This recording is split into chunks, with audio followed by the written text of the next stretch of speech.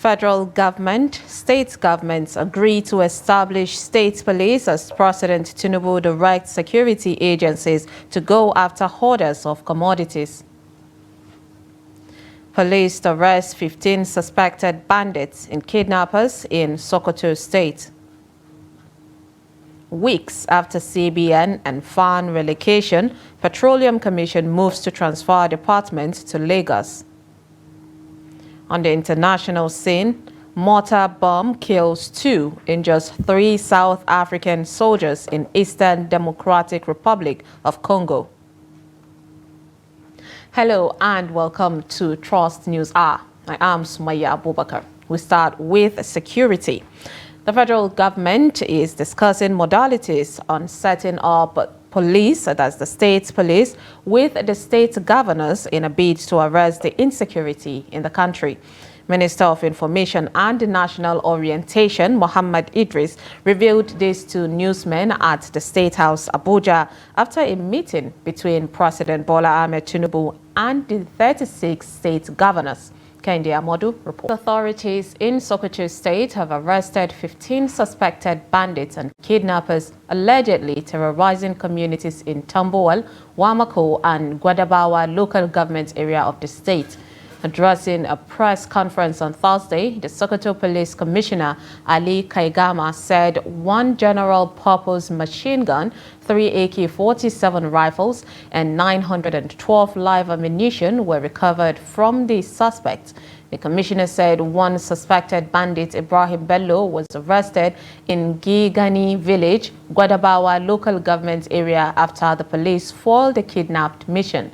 He added that 8 suspected kidnappers in possession of 3 AK-47 rifle and 90 rounds of ammunition were apprehended along Bodinga-Tambuwal Highway on their way to Tambuwal town for operation. Kaigama stated that 4 suspected kidnappers who collected 30 million naira ransom for the 3 kidnapped victims in Gedawa, Wamako local government area in December last year were also arrested. At about 20-30 hours, acted on credible intelligence, led ambush along Bodinga-Tambuwal Highway. Arrested the following suspects. 1. Abdullahi Ali, 50 years, male of Gwadabawa local government. 2. Aliu Mohammed, 35 years, M of Achida, Urno local government. 3. 4. Aliu Abdullahi, 28 years of age, from Amali in Kware local government area. 5. Mohammed Anas, 30 years of age, of Shuni in Dengeshuni local government. 7. Jamilu B. Yusuf, Aka Doctor, 35 years of age, of Badong Hanyas, Sokoto. Seasonal migration in northern Nigeria, which involves the movement of people to various urban centers for greener pastures, has remained a tradition among many in the region. The tradition, which is popularly known as Chinrani in the Hausa community, makes many people settle permanently in their destination. But some of the migrants, like Omar Garba, who is a polythene bags vendor in Gombe, are still going back to their village in Sokoto, where he is serving as vigilante to protect his people against bandit attacks. Hassan Koli reports. As a polythene bags vendor, Umar Garba, a seasonal migrant from Gaukai Ward of Salami local government area of Sokoto State, is making a living in Gombe. Like most seasonal migrants, 37-year-old Umar said he is coming to Gombe during the dry season to earn a means of livelihood, as there is little or nothing to do in his community during this period of the year.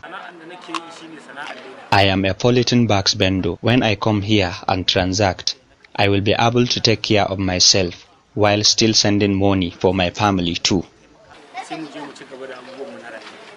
While distributing polythene bags to small business owners and individuals, Umar is visiting his town occasionally, serving his community as vigilante to protect their village against bandits' attack. I have to go back home on several occasions for farming, and most importantly, to protect my village against bandits because we are facing security issues and we must protect ourselves. The government cannot do anything to protect us as it has many issues to deal with. Like many others, Umar's journey began in search of employment opportunities, often traveling long distances to find work during dry seasons. In a world of constant change and uncertainty, Umar's story serves as a reminder of the resilience found in the human spirit. Hassan Koli, Trust TV News, Gombe. Residents of Kaduna State have been reacting to the statement by the Sultan of Sokoto, Sa'ad Abubakar III, that Nigeria is sitting on a keg of gunpowder following the economic and security challenges bedeviling the nation. Taken serious by the government in order to address the challenges Nigerians are faced with. Now, Trust TV's Bello Musa, who spoke with some residents within the Kaduna metropolis, reports that they are calling on the government to take the Sultan's message seriously and address the menace of insecurity and surging prices of foodstuff. The report. The statement by the Sultan of Sokoto that Nigeria is sitting on a keg of gunpowder comes at a time when the cost of living is biting hard in the country, with Nigerians battling to survive due to the persistent increase in the price of foodstuffs. Of course, we are facing socio-economic precarious in Nigeria. So my own take is that you see poor policy articulation and implementation is one of the major factors that's causing all these problems we are facing. A lot of people in Zamfara, in Katsina, in Sokoto no longer goes to farm. The same thing in Benue, and that is why you can see food prices are escalating. So you have how you see the masses are complaining about fuel, or they are complaining of transport. The rich man too is complaining of fuel. The residents also suggest measures that can ease the hardship among the masses. You have to go back to the basics. What are the basics? Shore up the naira, create job employment, make sure that food scarcity is reduced. Import food if you need to import. Then allow for farmers to go back to farm. Fertilizers, supply fertilizers, provide adequate security so that farmers can feel free and go to farm. And all this. The APC in the Northwest, meanwhile, says the current hardship in the country is an act of sabotage by those who don't mean well for the country. I want to appeal to the public. The hardship in the country is real. We, the APC, we never deny it, and we are equal to the task to come out and say the truth even to our government. And I even want to call the attention of our government from the presidency to the party leadership that let's go back to their drawing board, political drawing board. What is the government supposed to do? Take up immediate measure. Open the borders. Open the borders so that people can eat. That is the problem we have. If you say all the Bretton Woods economics, whatever, had not worked in the Nigerian context, if you open the border, you bring it cheap goods and services, or if you open the border, cheap textile material coming from China, or if you open the border, all that. But you are not producing. Nigerians are still waiting to see the measures government will take to address the economic challenges in order to ease the hardship the common man is facing.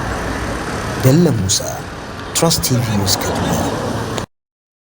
The construction sector in Nigeria has been hit by an unprecedented surge in the prices of building materials, with cement prices hitting an all-time high of 9,000 naira.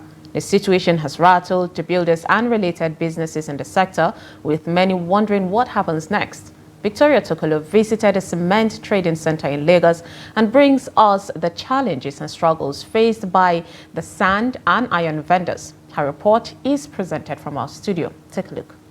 The construction sector in Nigeria is facing severe challenges as the cost of building materials skyrockets and negatively impacting builders nationwide. In the cement area of Lagos State, renowned for offering quality and affordable building materials, these recent price hikes have brought the building industry to a standstill. Business owners in the block-making sector, choosing to remain anonymous, have expressed disappointment with the scarcity and rising cost of cement in the state. The price of a bag of cement has surged from 5,200 naira to 9,000 naira.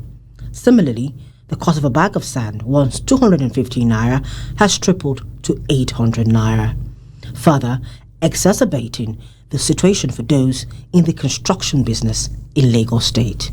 Before it was 600 naira, but now it's 800 naira. There's not much of challenges there based on the using stuff. Before they are buying this maybe 1,000 naira, but now it's 1,350. That's just the challenges we are facing. And we used to buy the tipa of sand 20 tons, 80,000 before, but now it's now 140,000. That's the best of it. The sharp sand, we used to buy sharp sand 90,000 before, but sharp sand now is now around 70,000. 20 tons. The granite is 480,000 at the trailer. We are selling a bag of it 1,400. Before we used to buy it 350,000, and there that time we are selling it 900 naira a bag. The situation is not different among other vendors too. According to cement block molders, the price of a 9-inch block is 600 naira, while a 6-inch block is priced at 500 naira. In terms of tiles for floors and roofs, the prices vary. The 60 by 60 tiles are priced at 6,500 naira and 5,500 naira respectively, while square meter tiles range from 4,500 naira to 14,500 naira for Italian tiles. Additionally, the prices of sanitary wares, including Nigerian and foreign bathroom and kitchen taps, have escalated due to exchange rate fluctuations. Well, the bag of nail is 10,000, 9,000, but now it's 17,000. We are selling kilo 200, but now it's 500 naira per kilo, and it's not moving like before. When you tell them price, they will pick race. They will not wait. So it's very, very high now. It's too much. Things are too much. People are shouting. Vendors in the building materials sector argue that a reduction in the country's fuel prices by the government will lead to a decrease in the prices of all commodities. In a press conference held in Abuja on Thursday, presidential candidate of the Labour Party in the 2023 election, Peter Obi, alongside his crowdfunding management team, refuted allegations of misappropriation of campaign funds. Obi emphasized transparency and accountability by announcing the engagement of a reputable audit firm to investigate any claims of misappropriation, ensuring the proper utilization of the funds raised. Trust TV's Shafiu Suleiman reports. Embattled National Chairman of the Labour Party, Julius Abure, was recently accused of diverting and mismanaging campaign funds for the 2023 presidential election. The presidential candidate of the Labour Party, Peter Obi, was also accused of misappropriating the sum of 3.5 billion naira donated for the campaign. The currently credibility and integrity crisis in the party has engulfed key players, including the team lead for the campaign crowdfunding, Aisha Yusufu. To set the record straight, the allegations diminishing the Labour Party's reputation. The Peter Obi presidential campaign team is now opening its books to the public as a transparency measure to address unverified allegations. In fact, one of the people who mentioned said we received about $150 million. Let me categorically state it that all the funds received directly or indirectly from diaspora is not up to 1%, it's about not up to 1% of what is mentioned. And this, some of it are part of what have been exchanged and given to Aisha. As they roll out figures of the money generated for the campaign, the crowdfunding team also provided lines of procurement and other expenditures. What we received specifically was this particular amount, let me repeat it once again, 595 million naira, 976,000 naira, 994 naira. We also received 800 million naira from the candidate himself. And I know some might wonder, how did we know that these monies were from the candidate? How were we able to differentiate them? These were monies that were put in by the candidate that were supposed to be used to pay for the polling agents. So we knew that they came in 4 trenches of 200 million naira each, and that was what gave the total of 800 million naira from the candidate. We also adopted a framework to ensure disbursed funds were used judiciously. Very important.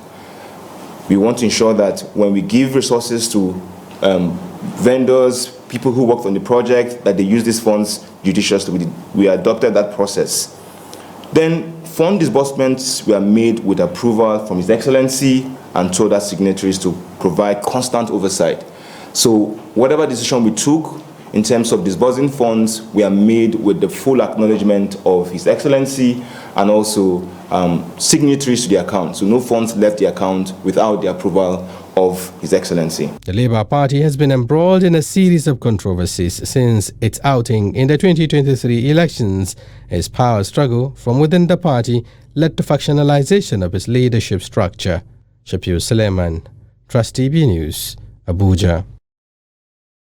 The chairman of the Federal Inland Revenue Service, FIRS, Zach Adedeji, says the 2.59 trillion naira tax credit scheme introduced by former President Muhammadu Buhari's administration for road construction across the country was illegal and should be scrapped.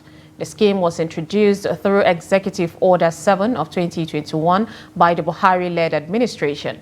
Representatives of both the FIRS and the NNPCL spoke when they appeared before the Senate Committee on Finance, chaired by Senator Sani Musa. The report.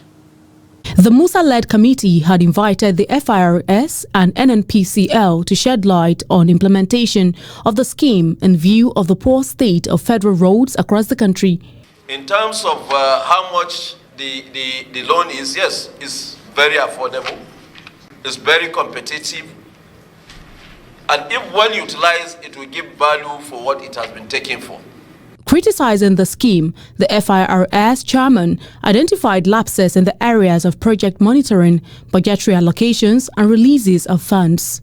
He challenged the Federal Ministry of Works to be alive to its responsibilities and assured that he will tutor officials of the ministry on principles of financial management during their next interface. Ministry of Works should focus on awarding the road, make sure they monitor the road, and when it is time for payment, they send the money, the request for payment to Akala General. Akala General pays the money, deduct the taxes that they should deduct, and now when you ask questions on how the payment, the Ministry of Works can come, okay, this is what we do, and they will be the one to answer. The Nigerian National Petroleum Company Limited cleared the air on a $3.3 billion loan facility secured for the Central Bank of Nigeria for stabilization of the naira in the foreign exchange market. This is a pre-export financing, and it's basically a forward sale of crude oil over the next 5 years, for which we receive money upfront.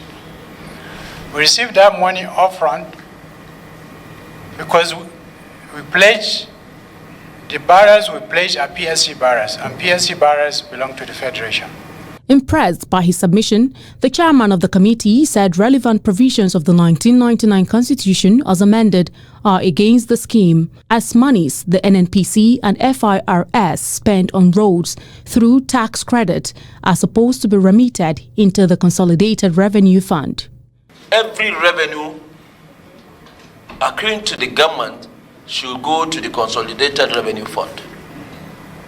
Notwithstanding, even if NNPC is a limited liability company.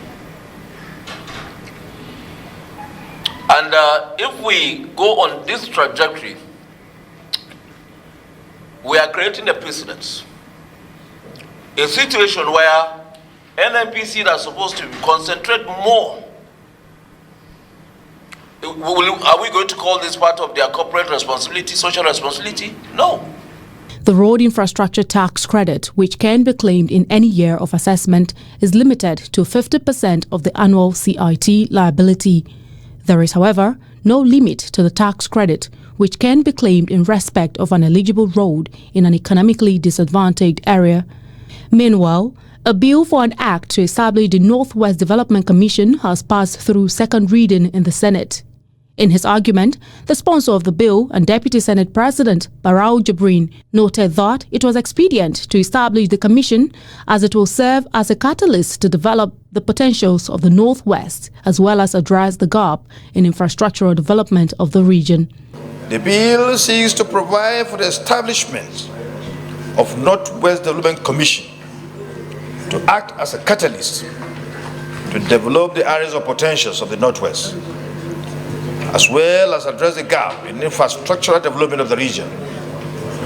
The Northwest Geographical Zone as a region has contributed immensely to the overall development of Nigeria in terms of agriculture and other areas of endeavor.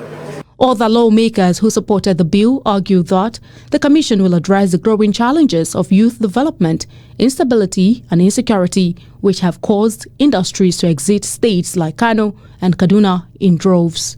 So for us, development anywhere in this country is development everywhere.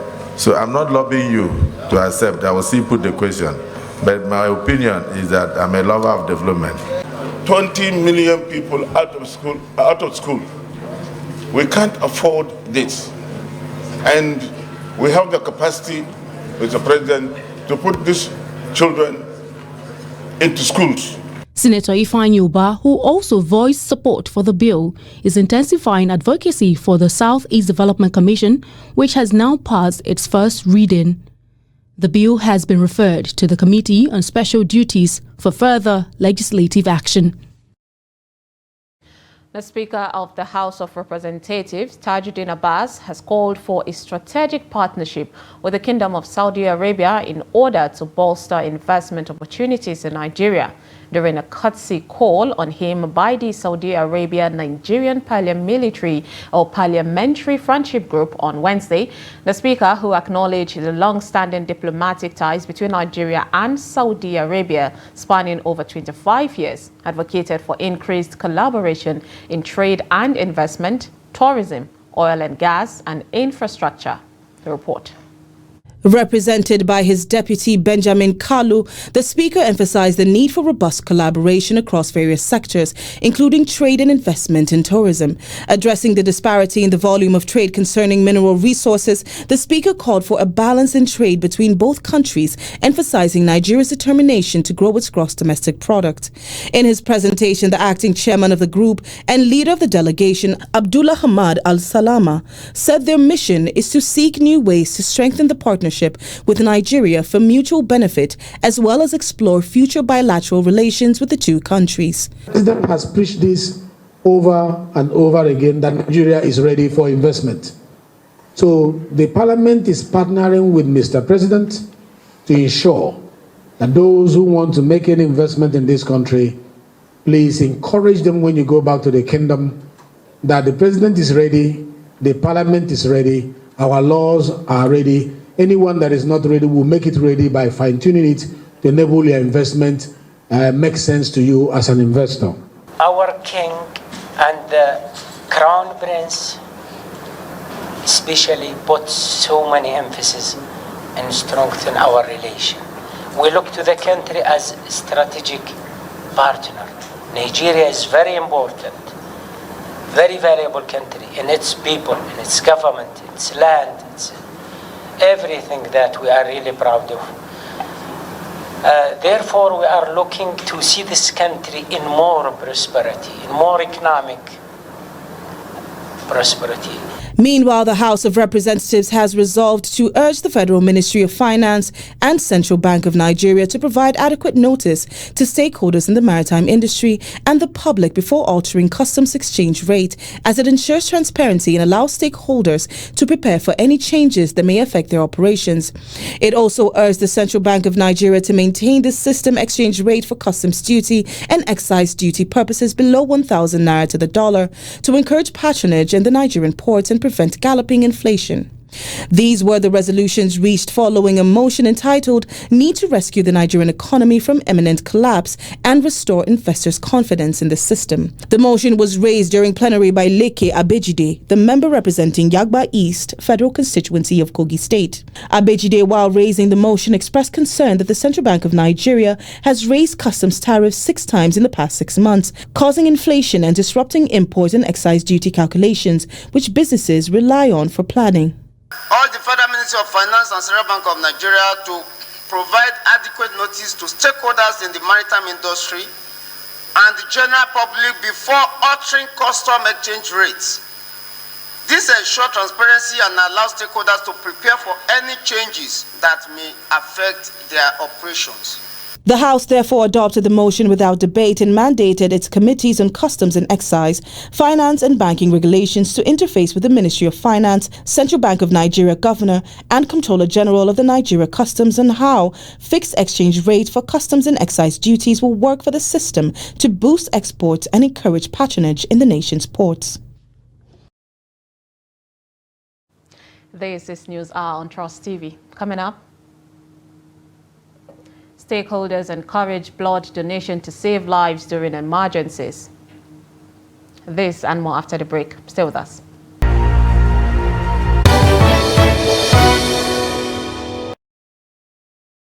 Welcome back. If you're just joining us, this is News Hour on Trust TV. Here's a recap of our top stories. Federal government and state governments agreed to establish state police as President Tinubu directs security agencies to go after hoarders of commodities. And police arrest 15 suspected bandits and kidnappers in Sokoto State. Moving on to more stories, Borno State Governor Babagana Zulum has distributed 225 million naira and food items to over 70,000 households in the local government of Bama in Zamfara, or in Borno State, I beg your pardon. The governor also commissioned projects such as the remodeled international market, teachers' estates, and also performed the foundation laying for the international cattle market in Banki town. Trust TV's Beatrice Kurutsi has more. The trip to Bama community is part of the state government's effort to provide palliatives to vulnerable families in the local government area. Besides engaging with security agencies on improving the security situation, Governor Zulum oversaw the distribution of food items to more than 70,000 people. The food packages distributed include bags of maize and rice and cash. We must look at indiscriminate purchase of food items by vendors. We shall stop it. This is something that we must look into it. People are coming to buy the food items and then hoarding the food items. So this has to be stopped. The governor also commissioned the teachers' estate and newly reconstructed Banki International Market that was destroyed by Boko Haram terrorists. The remodeled market at the border with Cameroon comprises 128 shops and 440 stalls, while the teachers' housing estate has 5 units with a befitted 2-bedroom bungalow. Meanwhile, Governor Zulum flagged off the construction of an international cattle market in Banki town. He called on neighboring countries of Chad, Niger, and Cameroon to partner with Borno State in promoting trans-border trade in the region, explaining that it will bring economic development across the 3 countries. Let's work together to be working in nostalgic moments of those days where these communities were opening hubs of commerce. Let me use this opportunity to warn all those paramilitary that are working with this bank that they should do everything possible to enhance and promote trans-border trade. And main object and visit is such a great honor to share my views as we get ready for the commissioning ceremony and formal reopening of the Bank International Market, which is one of the a major project we are lost accomplished when I visit Maiduguri in my capacity as president of the government forum of the Nigerian. On the cattle market, which was destroyed at the peak of the insurgency and halted business activities in the region, the Borno State government said it will be reconstructed to meet international standards.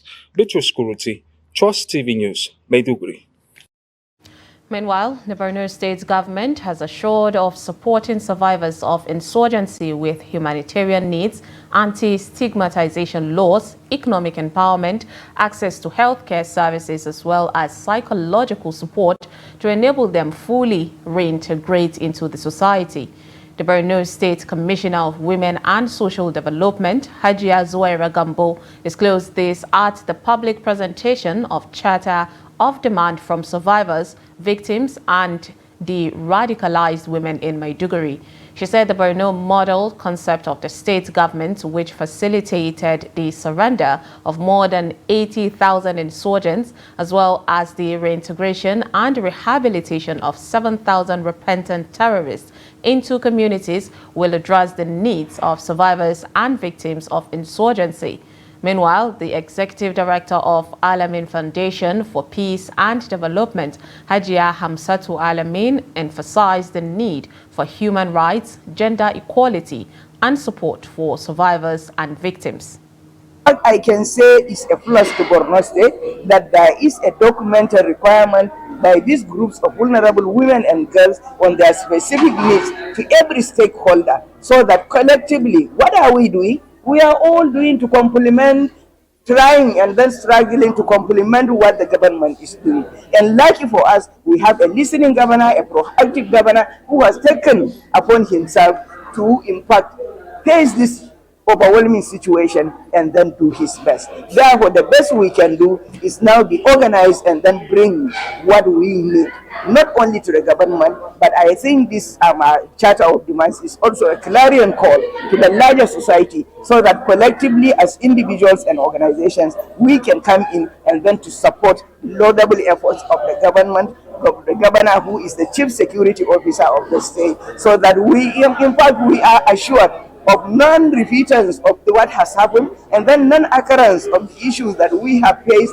and then a recognition that we are victims, we are survivors, we are radicalized women, and now these are our demands, seeking people so that they can respond to our needs. Carrying them alone is not going to be a problem, and we already have a collaboration with traditional rulers, with religious leaders and other stakeholders. So it's just a continuity of what the government is doing. And I want to assure you that all the issues raised in the Charter of Demand, either related even to the military, because there's a lot of cooperation going on between the Borno State government and all the military and paramilitary services in the state. And then when you talk about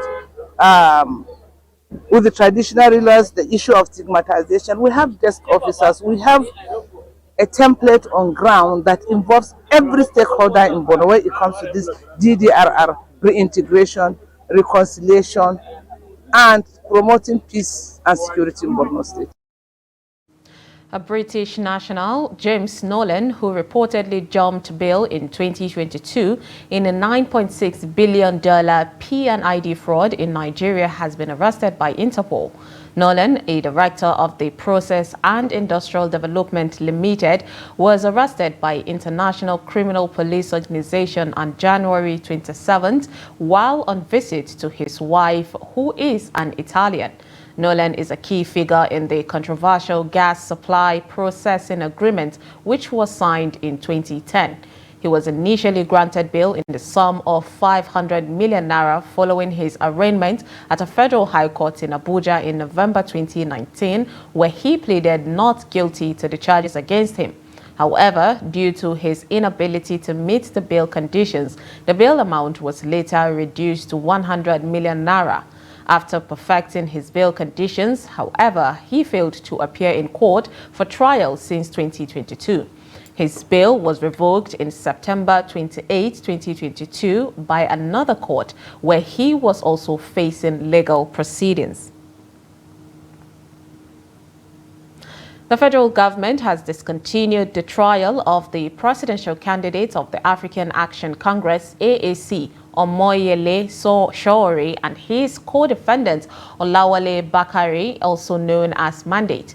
The decision to discontinue the trial was communicated to the Federal High Court in Abuja via a notice of discontinuance dated February 14th, but filed the next day by the Attorney General of the Federation and Minister of Justice, Lateef Fagbemi. The notice indicates that the move is according to Section 174, subsection 1C of the Constitution of the Federal Republic of Nigeria 1999 as amended, and Section 107, subsection 1 of the Administration of Criminal Justice Act 2015. Sowore and Bakare were arraigned before the Federal High Court Abuja in 2019 following a protest rally he staged in Abuja and tagged Revolution Now. Justice Emeka Nwite of the Federal High Court Abuja had earlier threatened to strike out the treason charge filed against him if the Nigerian government was not ready to go on with the case 5 years later. There is a growing concern over rampant cases of sexual and gender-based violence against girls and women with disabilities in Osun State. Now, this has prompted the setting up of a task force comprising key stakeholders in the state to ensure arrest and prosecution of the perpetrators. Hamid Oyegbade files the report.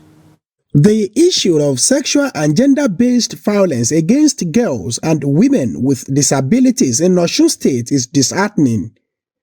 It is worrisome that most of such cases were not reported and perpetrators are allowed to go unpunished while the helpless victims grapple with the consequences.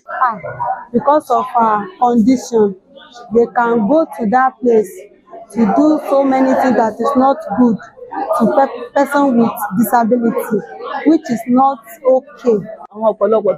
Many women and girls with disabilities were raped by people around them, and such cases were not reported because they were settled as family matters. A lot of assault, sexual and gender-based violence, rape, and a lot of harassment against women and girls with disability. That's why we said we should call all key stakeholders to come to our aid so that we will reduce or even eradicate this kind of practice. Key stakeholders in the state have resolved to work together to strengthen the existing sexual and gender-based violence prevention and response structure for women and girls with disabilities. One is increased awareness so that there's prevention and less occurrences of abuses, the different forms of abuses. Now the focus, like I said, is also on women and girls with disabilities. The second thing is to try to strengthen the institutional framework, coordination and collaboration, so that the response system, which can also serve as a preventive system, is effective. You know, most of this violence takes place at the community level, sometimes intimate partner violence and all that. So individuals taking it upon themselves to be like watchdog to persons with disabilities at the community level, it will go a long way. This government takes zero tolerance to crime, especially sexual crime or violence against female. So we take strict exceptions to it. So everything we need to do just to make Osun to be a safer place for everybody, we're going to, key into same. Officials of the Osun State Ministry of Justice, Women Affairs and Health, Police and Nigerian Security and Civil Defense Corps, civil societies and community leaders, after a town hall meeting in Osogbo, set up a task force to ensure arrest and prosecution of perpetrators. Hamid Oyegbade, Trust TV News, Osogbo. In health matters, the need to promote the importance of blood donation and its role in saving lives has been described as a collective responsibility for all. Stakeholders at a recent event in Lagos said sustained advocacy for increased blood donation will reduce cases of fatalities among patients requiring the blood transfusion. The report. According to stakeholders, the act of blood donation should not be limited to the annual World Blood Day, but should be embraced as a routine commitment to saving lives. The selling of blood be a thing of forgotten in our country. We know that the health sector is not working well, the education sector is not working well, but the little we can actually do as an individual, do your part and just leave the rest. It's safe to donate twice a year, and if not twice a year, you can donate once a year. It's not only on World Blood Donation Day. You can donate in as much as you are healthy and you are nowhere found with any of the blood diseases. Several youth who turned out to donate blood highlighted the community's engagement in this life-saving endeavor. Blood is very good to me personally. I find it very easy to do that anytime, let me say 3 months, if I'm chance. Stakeholders and medical professionals believe that if the Nigerian populace mobilizes en masse to donate blood, it will significantly contribute to saving the lives of individuals in need, particularly those battling leukemia.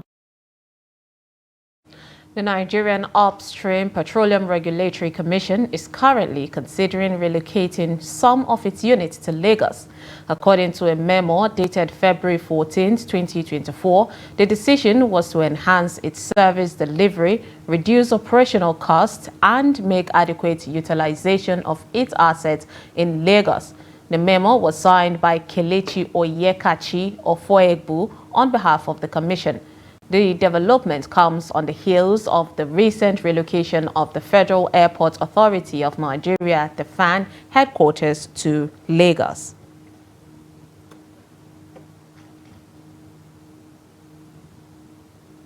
Now let's join Yusuf Akogu for more business update.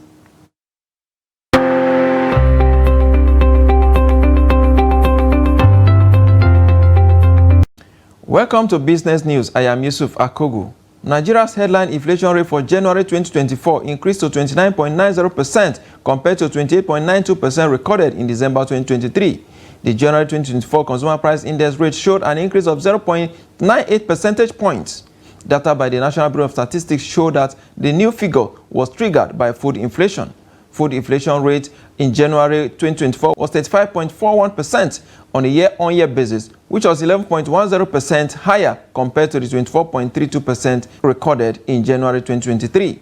The rise in food inflation was caused by increase in prices of bread and cereals, potatoes, yam and other tubers, oil and fat, fish, among others. Africa's largest oil refinery, Dangote Refinery, is set to issue tenders to sell its first 2 fuel cargoes for exports. This marks a crucial step for the newly commissioned facilities and has generated buzz in the industry. According to a report, the first cargo is 65,000 metric tons of low-sulfur straight-run fuel oil, which Dangote has awarded to Trafigura and is due to load at the end of February. The second tender is for about 60,000 tons of naphtha. This is coming shortly after reports that the refinery is preparing to deliver its first fuel cargoes to the domestic market within weeks. Nigeria expects the cost of PMS to reduce, with Dangote and Port Harcourt refineries set to begin domestic supplies. The average price of sugar in Nigeria has surged to its highest value in 5 years in December 2023. Data from the National Sugar Development Council said the average price of sugar rose by 98% in the full year of 2023 to 1.2 million naira per metric ton in December 2023 from 625,000 in January. On a year-on-year basis, the average price of sugar surged 96% to 1.2 million metric ton in the last week of December 2023 from 631,200 in the corresponding period of 2022. Today, Africa's most populous country grapple with accelerating inflation spearheaded by surging prices in food and beverages. The average sugar price closed at 273,040 naira per metric ton in the last week of December 2019, a 354% increase in the same period of 2023. Now to food commodities. Food prices continue to soar as President Bola Tinubu summons the 36 state governors to an emergency meeting in Abuja. Let's see how the prices are looking at today. We look at the price of fish indeed, looking at a catfish there. Fresh fish, if you want to get it, you need to spend at least 5,500 naira for fresh catfish there. Titus fish as well, 1 kilo is going for 6,000 naira. Of course, golden pompano, 1 pieces, if you want to get it, you need to spend at least 6,000 naira. Depends on your location. Stockfish size 3 is going for 17,000 naira. Of course, smoked mangala fish, 3 sticks there, is selling for 2,800 naira. Look at the prices of meat and see how it's going on there across the country. 1 kilo of cow meat is going for 3,800 naira, depending on your location. Or ram meat as well, 1 kilo, 5,200. Goat meat, 1 kilo as well, 3,200 naira. Of course, chicken, 1 kilo is going for 4,000 naira. Turkey, 1 kilo is being sold for nearly 6,000 naira. That is 5,800 naira. A very huge amount there, you will say. Then from food commodities, now move quickly to the stock market. Of course, stock trading activities in the Nigerian equities market closed positive today, Thursday, inspired by investors' love for equities.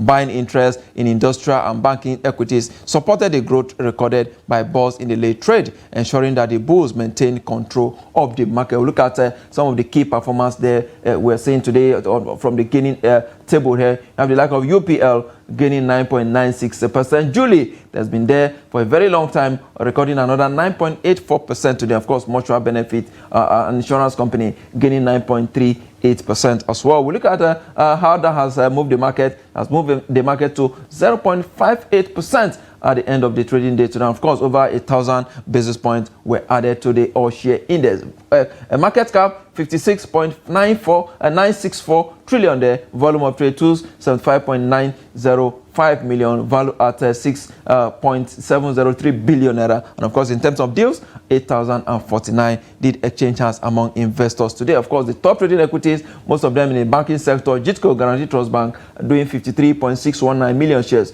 Transcorp, not left out, 32.168 million. And of course, United Bank for Africa, 18.185 million. Volume of its shares were actually traded. Of course, we have some equities that recorded losses today. Of course, one of them, Unilever, is there, 9.80%. Julius Berger, 9.64%. And of course, Prestige also down 8.93%.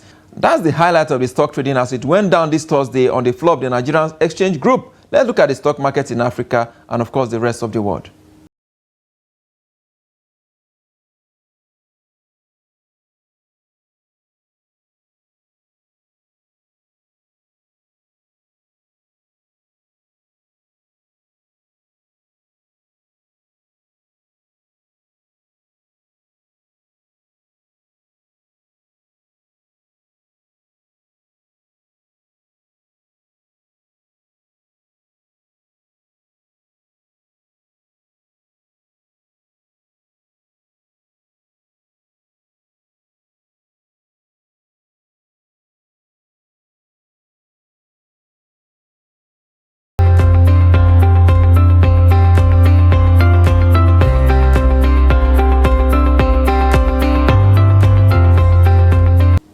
Now to the FX market now. According to data by the FMDQ Securities Exchange, which calculates currency rates, Naira weakened further against the US dollar at the NAFEM on Thursday as dollar supply declined by as much as 56.58%. Let's see how it ended trading today.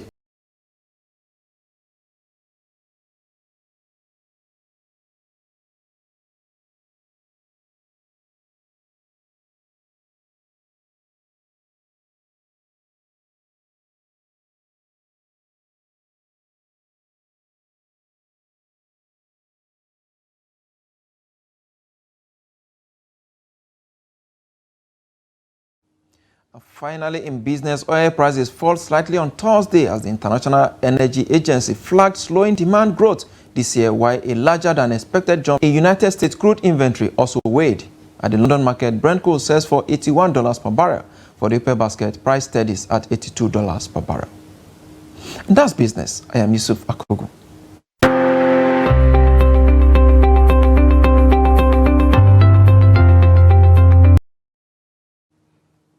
Thank Thank you, Yusuf Akogu. From the international scene, the South African military on Thursday said 2 of its soldiers were killed and 3 wounded when a mortar bomb landed inside a military base in Democratic Republic of Congo, where its troops are helping to fight armed groups. South Africa said earlier this week that it would send 2,900 troops as part of its contribution to a force deployed by Southern African Regional Bloc to help Congo address deteriorating security in the restive eastern region. The South African National Defense Force said in a statement posted on X that the mortar bomb landed inside one of the South African contingent military bases on Wednesday. The SANDF added that an investigation into the incident will be conducted. And finally, let's join Adeni Ajishafe for sports news.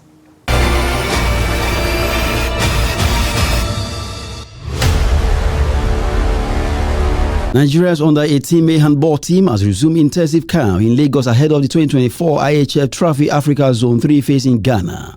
The phase will be held in Accra from 28th to 24th February 2024 and will serve as a qualifier for the Men's Youth Under-19 World Championship.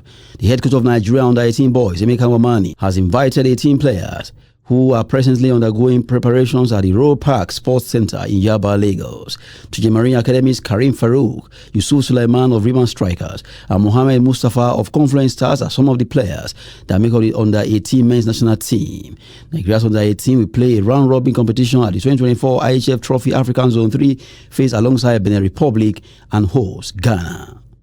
In table tennis, Africa's most decorated table tennis legend Segun Toriola will lead Nigeria's contingent to the 2024 ITTF World Team Table Tennis Championships (WTTC) taking place in Busan, South Korea from February 16 to 25th. Nigerian Table Tennis Federation (NTTF) said Toriola was picked based on his wealth of experience coupled with his cordial relationship with most of the top players in the national team. With the retirement of former national coach Nasiru Sule, Toriola became the best option to coach the team to the WTTC, which also serves as a qualifying tournament for Paris 2024 Olympic Games. Nigerian men's team has been drawn against Japan, Chinese Taipei, Czech Republic, and Madagascar in Group 8, as the 8 groups of 5 countries each will be aiming to advance to the knockout rounds.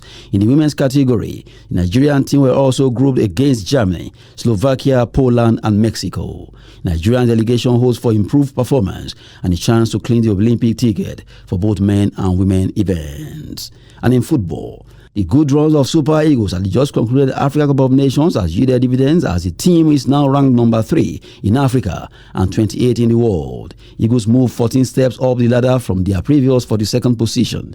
This is their best ranking since February 2008 when they ranked 19th in the world. Morocco, however, remained the highest ranked African team despite not moving beyond the round of 16 where they were eliminated by South Africa. Nigeria's current point haul stands at 1,522.26, which is 141.43 behind that of Africa's number 1 team, Morocco. Stakeholders believe it will take a while before Nigeria gets to the number 1 position, which they last occupied in February 2008. That's Sport News. I'm Adeni Ajishafe. And that is all on Trust News R. Thanks for joining us.